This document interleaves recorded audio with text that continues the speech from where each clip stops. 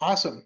I think we've got just about everybody. So we will go ahead and get started here. As always, thank you so much, everybody, for joining today's onboarding call. My name is Nathan Collier. I am one of the onboarding and product specialists here at Jump, and it's a pleasure to be with you folks today. Just to give you an idea of what we'll be talking about, I like to give everybody a general overview of who Jump is, how we got started, and where we are today. And then I'm going to go through the actual product, show you some of the key features, all of the key features, go over some best practices, and I'll also cover some of the getting started portion of Jump, so account and integration setup. So we'll make sure to cover a lot of great stuff in today's meeting. First, let me just give you a quick overview of Jump, who we are, and how we got started. So, a few years ago, our founders started creating this tool, an AI assistant, to take notes because they hated doing one thing, and it was logging notes into Salesforce. They hated doing it, it just took so much of their time. So, they started to create this AI assistant, and then along the way, they had some financial advisors in their network that when they heard what they were working on, they said, "Oh my gosh, you should make this for us. We hate taking notes. It's taking so much of our time after a meeting.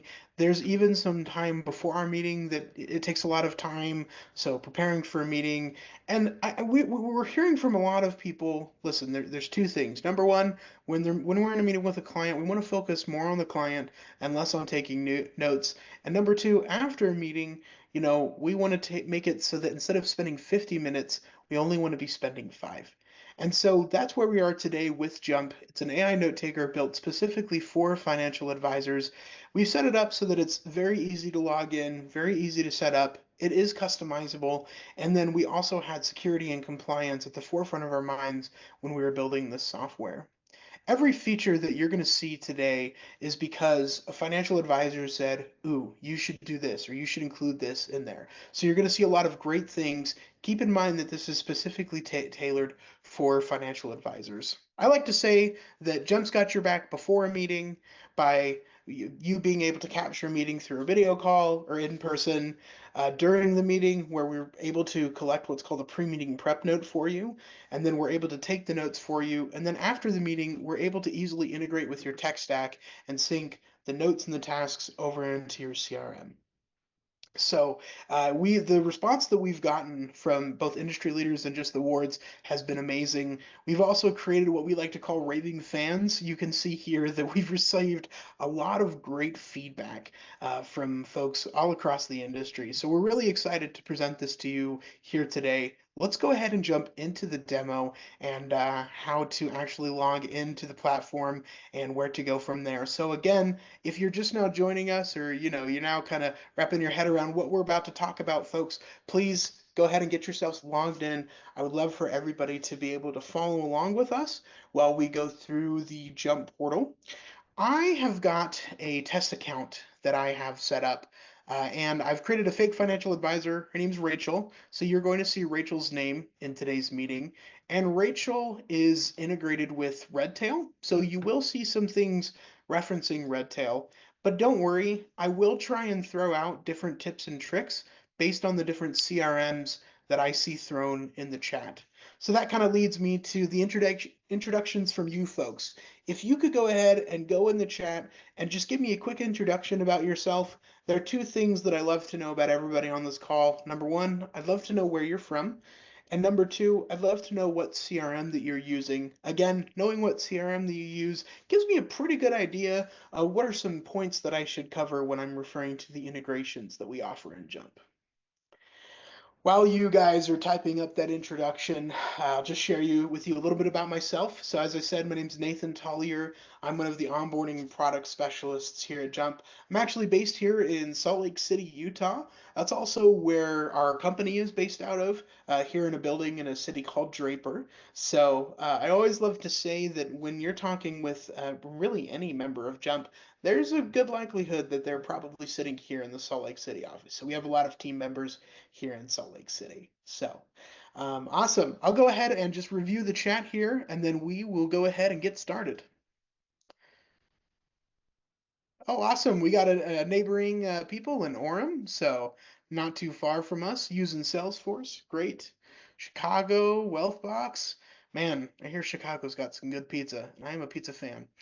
So awesome. Got some people in Boulder, Colorado, Wealthbox, great. Kansas City, Salesforce, awesome. Seattle, Washington. My parents are from the Port Orchard area, so I've been up there a little bit. I'm pretty familiar with that area. Wealthbox, Redtail, Salesforce. Awesome. The great news is everybody on this call uses a CRM that you can integrate with. And if you're not sure if you're integrated with your CRM already, don't worry, folks. I'll make sure and cover how to confirm if you're integrated with the CRM or not in today's call. Okay. Thank you so much for introducing yourselves. Alrighty, let's go ahead and get started. As I said, we're going to be looking at our friend Rachel here's test account, and we're going to go through some of the key features. So the first thing that I love to cover with people is the pre-meeting prep, which is this note that Jump is going to put together 24 hours before a meeting starts. Now, your meetings that we're syncing over from your calendar, whether it's Google, Outlook, whatever calendars that you have integrated with, your meetings will show up here in the upcoming tab. When it sees that a meeting is showing up within the next 24 hours, so this meeting starts tomorrow at 12, so it's within that 24-hour window, it's going to go into Rachel's CRM and look for information related to the client. And it's going to look for things like, hey, what are the client's goals and what matters to them? What are some of the suggested conversation starters and other important key pieces of information that you may need to know about the client? The reason it knew who the client the Jump was going to be generating this pre-meeting prep for was it's going to look at the attendees associated with the event, and it's also going to look at the meeting title. And if it can find an email address or a first and a last name in the CRM that matches that, then it's going to say, okay, this is who the pre-meeting prep should be generated for. If on occasion you come and look at this pre-meeting prep and for some reason it generated for the wrong client, or you want to include another contact in the pre-meeting prep, you will see an option under pre-meeting tasks that says regenerate for different contacts, where you can go in and clarify who specifically this pre-meeting prep needs to be generated for. You will also receive a notification as long as you've accepted, as long as you're okay with receiving email notifications, you'll receive an email notification when your pre-meeting prep is ready. Even though it's set to happen 24 hours before a meeting, you can always manually trigger a pre-meeting prep by finding the event in your upcoming tab, clicking into it, and then you can click on this button under pre-meeting tasks that's going to say generate pre-meeting prep. So you've got two choices. Number one, you can wait for it to process when it hits the 24-hour window, or number two, you can go find it in the upcoming tab and tell it to manually begin generating the pre-meeting prep by clicking on generate pre-meeting prep here. Also, folks, there is a way to change when your pre-meeting prep is set to generate automatically. As I mentioned a couple of times, it's at 24 hours, but if you want to change it to 72 or how many hours before, you can adjust that setting. I don't usually go over that in this webinar unless somebody requests it. So if you're interested to know how to change when your pre-meeting prep is generated automatically, just go ahead and let me know in the chat here, and I'll make sure to cover it in today's webinar. So someone asked if we can, if we can go over how to change when your pre-meeting prep is generated. Yes, absolutely. Let me show you how to do that. So what we're going to do is for every user that's a full seat user, you're going to need to go down to user settings. Okay. And then you're going to go over to your automations tab. All right. Again, that was user settings. And then we hopped over to automations. Under the section that says when this happens, you're going to see a bunch of meeting types.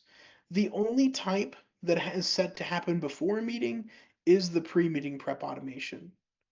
Once you click on the pre-meeting prep automation, you're going to see a window appear on the right side of your screen where you can go in and change when the pre-meeting prep is set to occur.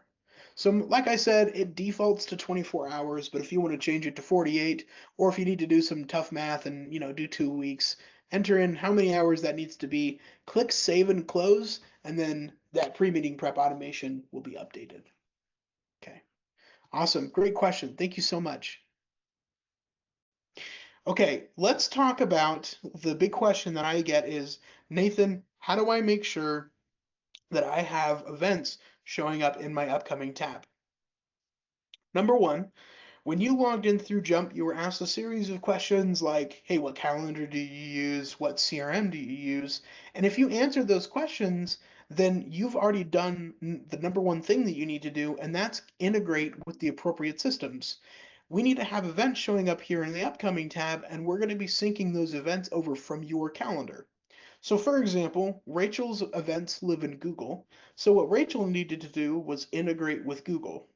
In case Rachel wasn't sure if she already integrated with Google or not, she can go down to the user settings button found in the bottom left corner and then navigate over to her integrations tab where she can see all the current systems that she's integrated with.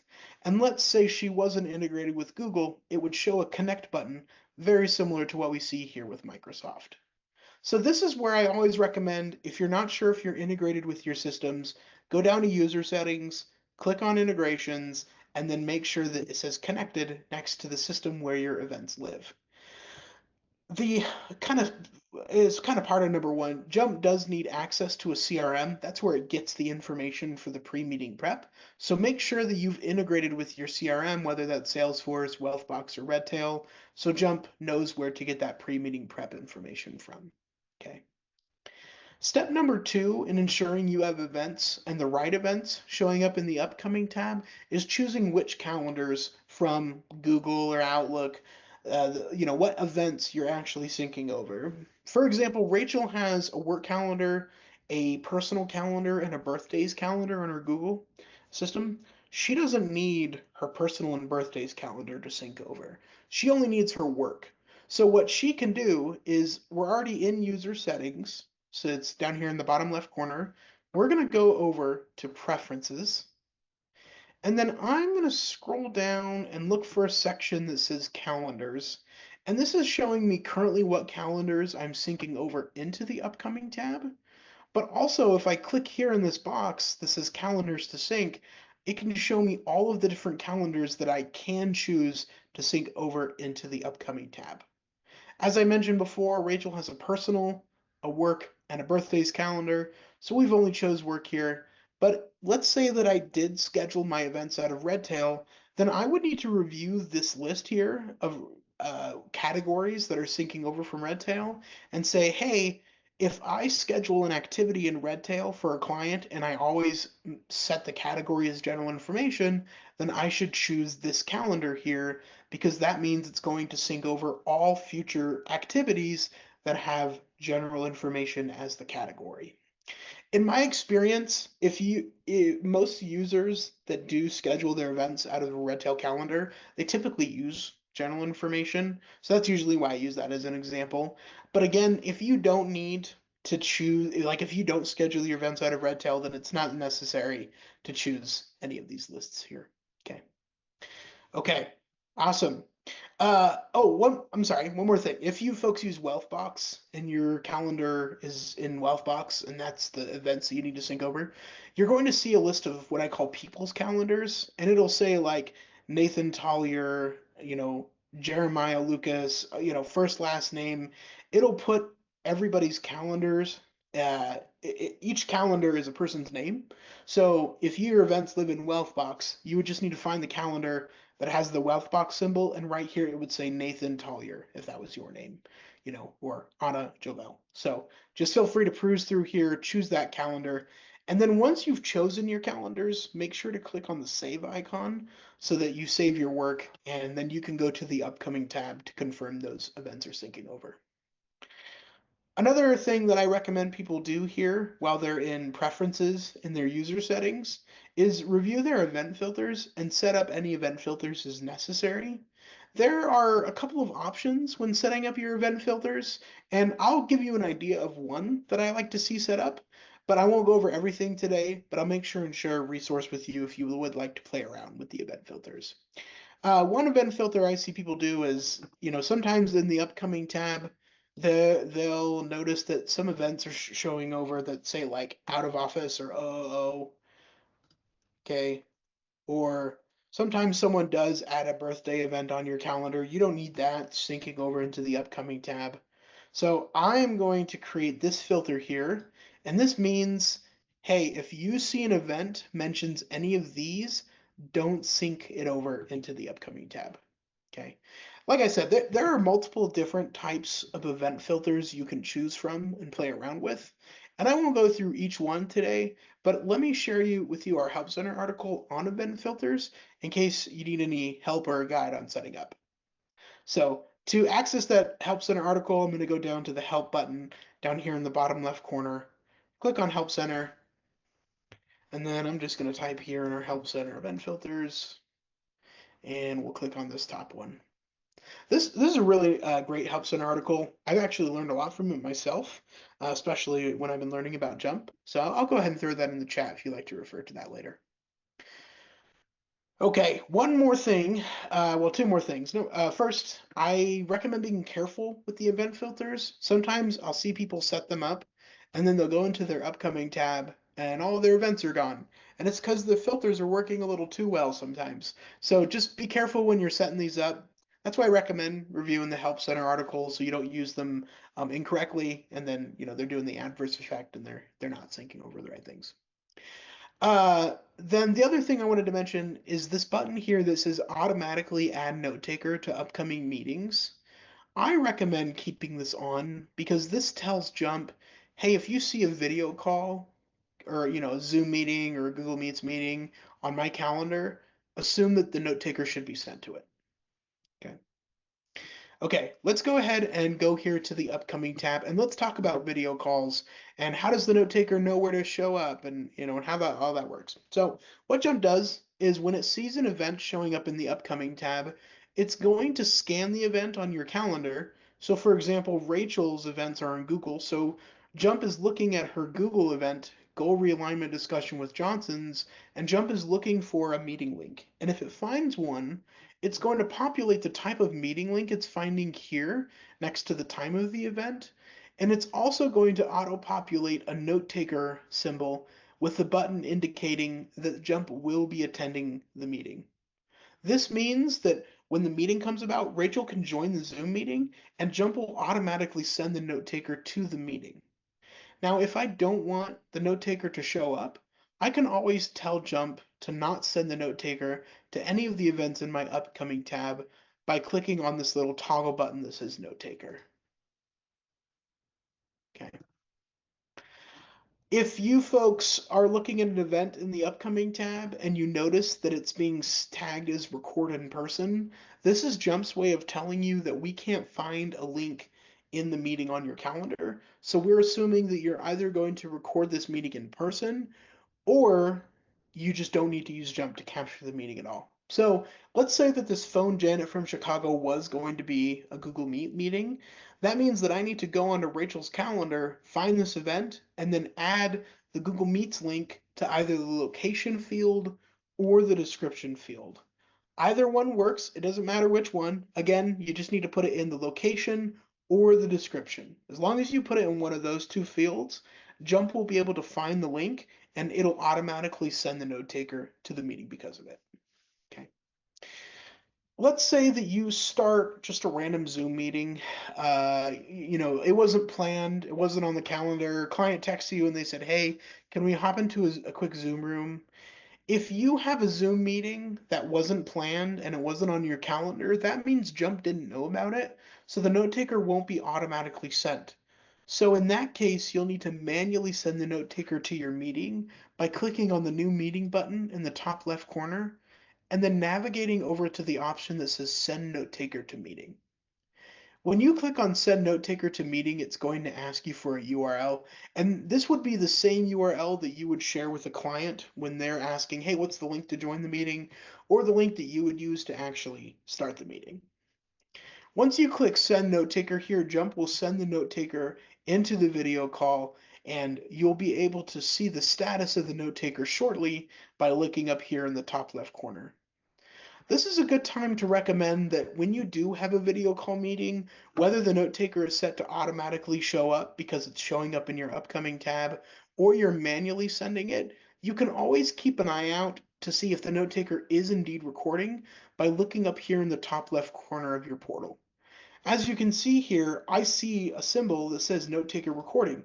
This means that I know the note taker is in my room, my Zoom room, and it is capturing the meeting. If at any time I don't want the note taker to be in the meeting and I need it to leave, I can click on this X icon to remove the note taker, or I can click on the pause icon to tell the note taker to stop capturing the meeting. And sometimes people would use this if a client says, hey, I'm about to tell you something sensitive and I'm not comfortable with this being on record. You can pause the note taker, and then when you're ready, you can tell the note taker to continue recording by clicking on this play icon.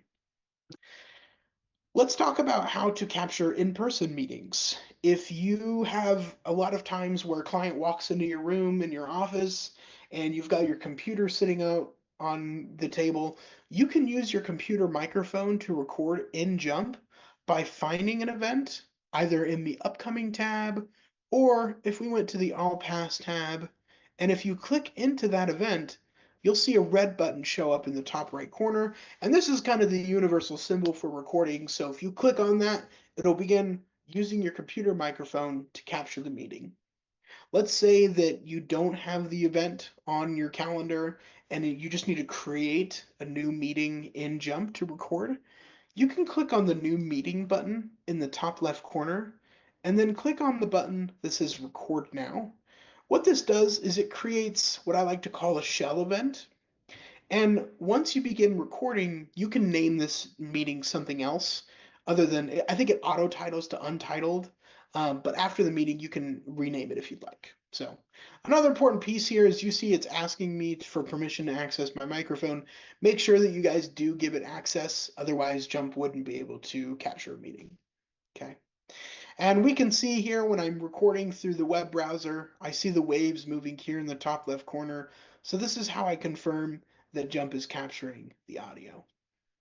As I mentioned before, you can change the title if you wanted to come in here at any time and say, hey, this is a test meeting for training, enter, boom. And yeah, you can name it there. Once you're finished recording an in-person meeting through the web browser, you'll need to make sure and click the red button to stop the recording, and then you'll need to click the submit button to submit the recording to Jump so that notes will actually process for the event. Sometimes people will reach out to us because they're looking for their meeting notes and they can't find them, and it's just because they haven't clicked on the submit button quite yet. So again, make sure when you're recording an in-person meeting that you click the red button to stop the recording, and then finally the submit button to submit it to Jump so that notes will actually process for the event. You're seeing probably what I'm seeing here. The meeting is starting to process, and it typically gives you an initial message that kind of scares some people that says, hey, no notes have been generated. I usually say, give it a few minutes, and then eventually you will see meeting notes generate for that meeting. If you recorded an in-person meeting, however you recorded it, the notes for that event are always going to show up here in AI Processed. So just keep that in mind. If you recorded a meeting in person in the web browser, or it was a video call, however it happened, you can always find the meeting notes by going over to AI Processed. The other way that you folks can capture an in-person meeting is by using the mobile app, which you can download by searching in the store. It's called Jump AI Note Taker. I'll go ahead and throw that in the chat here too if you'd like to search that in the store. You can also have Jump text you a link to download the app from there. And you can do that by clicking on User Settings in the bottom left corner. And then here in the Profile tab, there is a section at the very bottom that'll say Mobile App. And you can click into it, enter your phone number, click Text Me the link, and then Jump will text you a link so you can get the app downloaded. Once you download the app, you'll log in the same way that you would through the web browser. And once you get logged in, you'll see all of your meetings showing up for upcoming in the Today tab. There's a Meetings tab for past meetings, and you can click into any of those meetings to begin recording and associate that recording you're doing with an event on your calendar. If you need to record, but you don't need to associate it with an event on your calendar because it's not on your calendar, then there is a way to just on the app, if you'll see a red button. If you just click that red button when you're not in a meeting, then you're technically creating a new event from there, and you'll be able to title it before you upload it to Jump. Again, if you're going to record through the phone, make sure that you click the red button to end the recording and then the submit button to actually submit it to Jump so that notes appear in the AI process tab. Okay. If you folks do plan to record in-person meetings, however you're going to do it, I recommend just testing out your equipment first, test out the mobile app, test out the web browser version, make sure that it's working correctly so that when you do go into the real thing to have a meeting with a client that, there was no settings that were askew and you ended up missing it for real. Okay. Another feature that we do offer is called Join My Call. And Join My Call can be used when you're on the phone call with a client and you want the note taker to listen into the conversation, take notes for you, and then bring those notes into the Jump portal. Okay. Before I go over this feature, I just want to just give a quick discretion, folks. Not every parent account has approved of Join My Call. So if you don't see Join My Call, then just know that you're probably associated with a parent account that it hasn't approved of it for compliance reasons. Okay. We're going to click on the new meeting button to access Join My Call. And when I click on new meeting, I'll see an option at the very bottom. This is Join My Call. And we'll go ahead and click on Join My Call, which gives us what I call the call window. And Jump is asking you, hey, what phone number do you want the note taker to call? What you'll do in this instance is you're going to enter your phone number in, beginning with the country code. And when you're ready for the note taker to call you, you'll click on this green button with the phone icon. When the note taker calls you, it'll show up just like a normal number. Someone's calling you. You can answer the phone, and then you can merge that call with the client that you're speaking with. Once you get the call merged, I just recommend explaining to the client, hey, I just want to let you know I have the note taker listening into this conversation, just so I get really good notes and I can help you better. So. You can also have the note taker call you before you call the client. So in that way, in that instance, you click new meeting, you click join my call, you enter your phone number, and then you click this green button, and then you answer the phone, and then you put your note taker on hold and you call the client.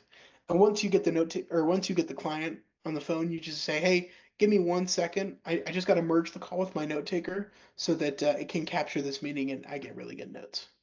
Okay. Awesome. Let me go ahead and exit out of here. Boom. And let's go ahead and talk about the actual notes that Jump is going to generate for a meeting. Before I do that, I do just want to highlight, folks, if you do have any questions during today's training, please feel free to throw them in the chat. I try and monitor it in intervals and make sure that we're addressing everybody's questions. So if you do have any burning questions, feel free to throw them in there and I'll make sure to address them as I go along today's training.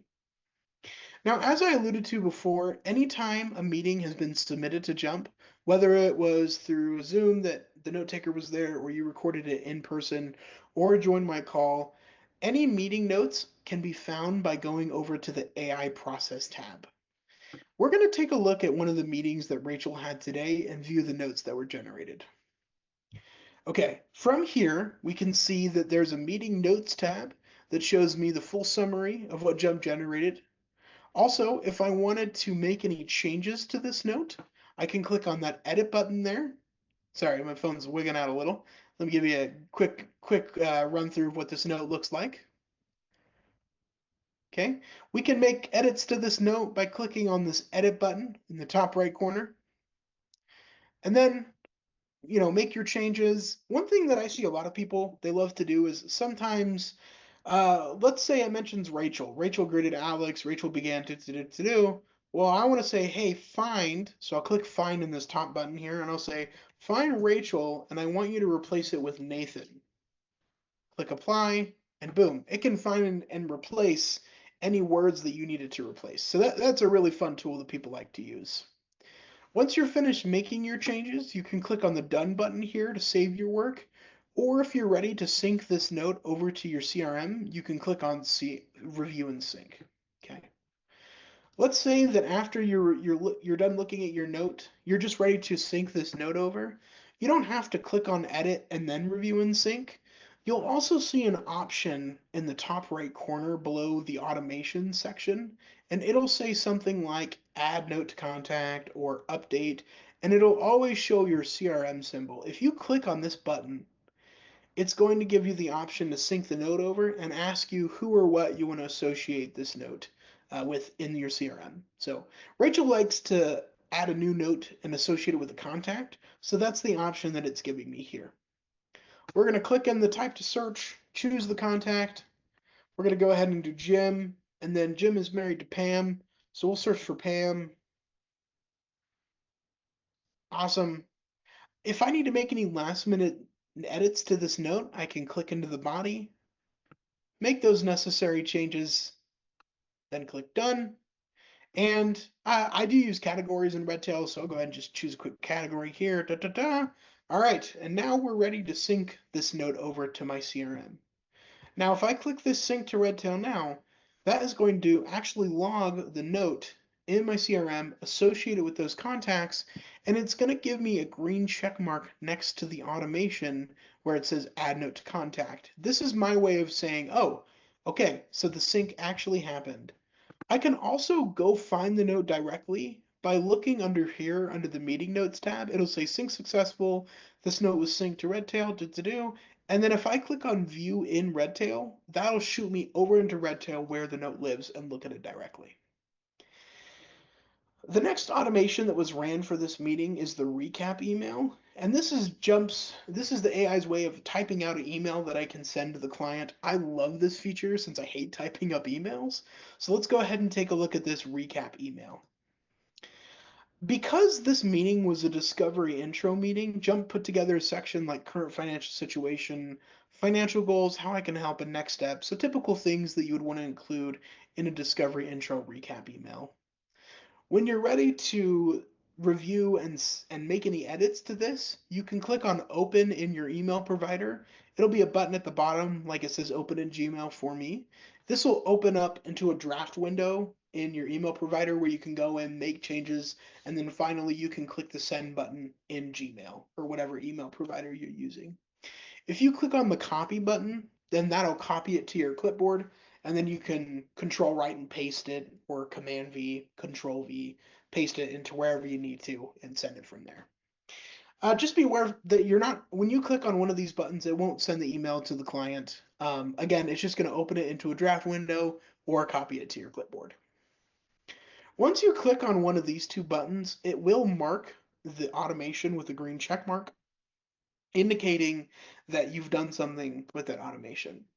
So let's say that, I got busy and I'm like, hey, I'll look at this meeting later, and I come back tomorrow and I come back to this meeting and I say, hey, what have I already done? Well, I know that I've already synced the note over and I've already probably sent the email because I see these green check marks here next to these buttons. The last automation that's ran for your client in discovery intro meetings is going to be the follow-up tasks. And what I like to do is I like to click on this sync to button so that I can review all of my tasks from one overview, and then I can also make any changes from this view as well. For example, if I wanted to change who the assignee was going to be, I simply click into the assignee, come in here, and then if I need to change the description, I simply click into the description field and type in, whatever I need to type in. Okay.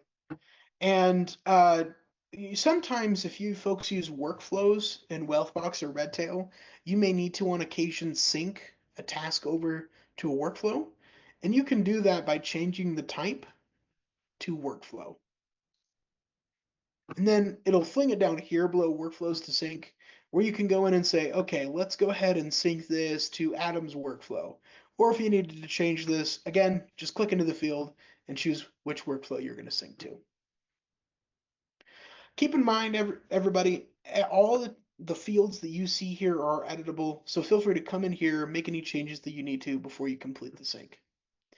Now, to actually sync these tasks over, you do need to type something in the related to box and choose an account or a contact. Choose somebody or something that you're going to associate these tasks with. So I'll go ahead and associate these tasks with Jim. Great. Choose Jim. Awesome. And now this button at the bottom is going to say sync these tasks to Redtail. That means that I can actually complete the sync. Before I do that, I do recommend reviewing all of your tasks and making sure that all of these are necessary. For example, if I don't need to sync over my prepare the retirement plan for Alex task, I can check this box in the activities to sync column so it doesn't sync over to my CRM, and then I'll tell Jump to just delete any unsynced tasks so that it's not hanging around in Jump too. Once I click on sync these tasks to Redtail, I'm going to get that green check mark next to the task automation indicating that the sync has actually been done. Now, we've gone through the meeting notes tab. Let's talk about the Ask Anything tool. This Ask Anything tool is where you can ask Jump specific questions about this meeting. Or if you want to highlight something when you're in the note or the recap email that Jump generated for you and have Jump explain like where in the transcript this was mentioned, you can hover over it, highlight it, and then click explain. When you click explain, it'll shoot into the Ask Anything tool, it'll scrub the transcript, and then it'll say, hey, here's where this specific information was discussed, and explain why it was in there.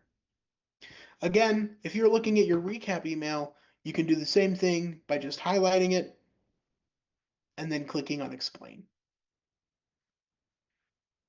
Lastly, we have the analytics tab of this meeting where it'll break down things like if there was gratitude expressed or happiness expressed, who expressed it. There's percentage of talk time. So, if you're worried about who's talking more, who's talking less during a meeting. And then if you have keywords that you set up in account settings, this will let you know if those keywords were mentioned. Now, you've seen some references to transcript timestamps, and you can look at the transcript directly by clicking on the View Meeting button in the top right corner, where you can listen or watch the recording or read through the entire transcript. You may also need to, on occasion, rename the speakers. So you can come in here and say, hey, speaker one, I need this to actually say Nathan. Speaker two, I need it to say Jim. Okay. Now, if I decided to reprocess this meeting, it would update certain things like in the analytics tab, before it said speaker one and speaker two, now it'll say Jim and it'll say Nathan. Also, if you noticed any discrepancies or it got confused who was talking in the meeting notes, you can also use renaming these speakers as a way to address that concern. I alluded to the fact that you can reprocess a meeting, and that reprocess button is going to appear right here next to processed as. And if I click on reprocess, it'll say, hey, do you want to process with the same meeting type? And do you want to give Jump additional instructions when it produces your outputs for you? And you can put in anything you'd like. So you could say, give me a more detailed list of the action items. You can be as specific or as general as you like. And then if I clicked reprocess now, it would take into account the instructions that I just provided it. Also, folks, if you wanted to change the meeting type, please feel free to go ahead and do so. Each of these meeting types are important because each of these will have a note template and email template associated with it. Jump will automatically choose a meeting type to begin with, but you can come in here and change the meeting type and reprocess it as such if you'd like. Just a word of caution, if you do decide to reprocess a meeting, be careful. Because when you reprocess a meeting, it clears the previous note and the email and the tasks that it did for you. So that also means that if you came in here and you edited the note and then you reprocessed it, you're going to lose all the changes that you made to that note. So I don't recommend editing your note until after you've finished reprocessing the meeting. Well, the only exception to that is if you've already synced your note over to your CRM. Jump's not going to change anything that you've put into your CRM. So you technically will still have it there. If you ever have to, on occasion, share a meeting with another one of your Jump users on your account, you can click on this three dots in the top right corner and then click the Share Meeting button. And then you can go in here and say, hey, Nathan was in this meeting. Let's go ahead and share this meeting with him. Now, if you share a meeting, be aware that, now that I have access to this, I can do everything in my portal that Rachel's able to do in hers. Meaning I could edit the note, I could reprocess the meeting, I could sync the note or the tasks over to the CRM if it hadn't already been done. I can look at the email. So again, everything that you can do, someone else can do if you share the meeting with them. Just keep that in mind. If you have Lightsey users on your account, and a Lightsey user is somebody that's more in a support role in Jump, where they don't record meetings or meet with clients themselves, but after the meeting, they're going to look through the notes for you, sync notes and tasks over. That's what we call a Lightsey user. If you have a Lightsey user and you need to set them up so that they always see your meetings and you don't have to keep clicking on these three dots and share meeting every single time, let me show you how to set up that meeting visibility. What we're going to do is we're going to go down to the account settings button located here in the bottom left corner above user settings. Keep in mind that not everybody has access to the account settings. If you do need access to account settings, just reach out to someone on your team. Someone will have access to it. Have them reach out to us and say, hey, Michael or Anna also needs access. We can give it as many people access to the account settings.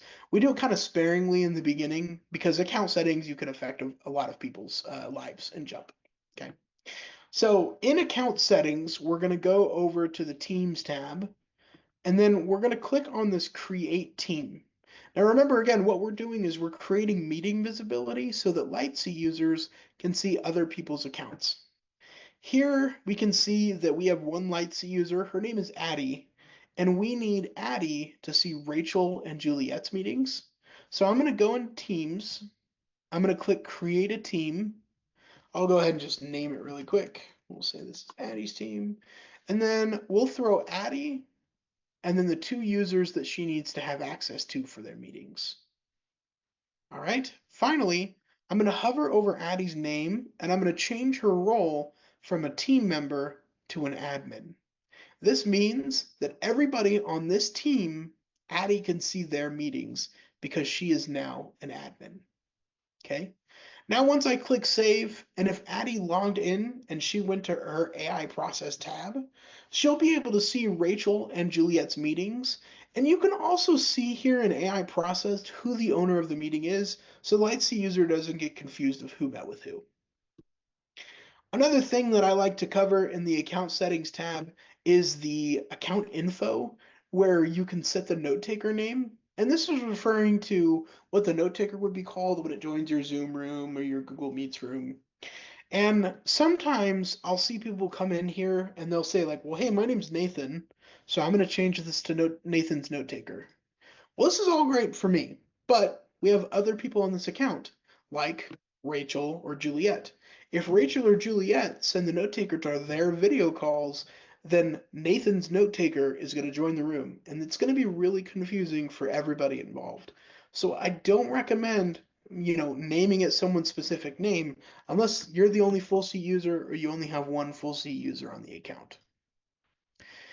The other tab I like to cover is meeting capture and data, and this is where you can set up media retention. So for example, if I want to jump to delete my recording and transcript 30 days after a meeting has been held, then I can go in here, click edit, change my storage policy so that it retains nothing, and then delete after 7 days. One thing I want to clarify is that if you did say, retain nothing, this isn't going to delete the note. The note will still remain in Jump even after the recording and the transcript have been deleted. This just means that if you go to a meeting that's older than whatever I set the delay for, if you go to a meeting older than that, then this view meeting button is going to disappear because that means the transcript and the recording have been deleted. Okay. It also means that you wouldn't be able to reprocess a meeting, so just be aware of that as well. But I can still access the note that Jim generated and still sync that note over to my CRM. Okay. It is important to know that there are some parent accounts that have a mandatory retention policy. So I always recommend to have whoever is on your team that has access to account settings, go to this button, click on meeting capture and data, and see if you see a lock. If you do see a lock, it will tell you this parent account has set your retention policy to 7 days or 30 days, whatever the case may be. So, okay, awesome. We have covered a lot in today's meeting. I am going to go ahead and stop sharing my screen. And actually, let me share my screen for one more second and just tell you folks, if you don't decide to stay around for the questions, we're about to go over questions now. If you need to reach out to us, you can reach out to us in our help center, which you can access by clicking on the help button in the bottom left corner and then navigating over to our help center and then clicking on the chat bubble in the bottom right corner here. And this is where you can send a message to our product specialist team. As I mentioned before, all of our, most of our product specialists are here in Salt Lake City. They're real people, so feel free to throw them anything that you need, support questions, basic questions. They're always there to help. So happy to help you guys. Okay, awesome. Again, thank you so much for joining, guys. If you do decide to leave, and hope you have an amazing day.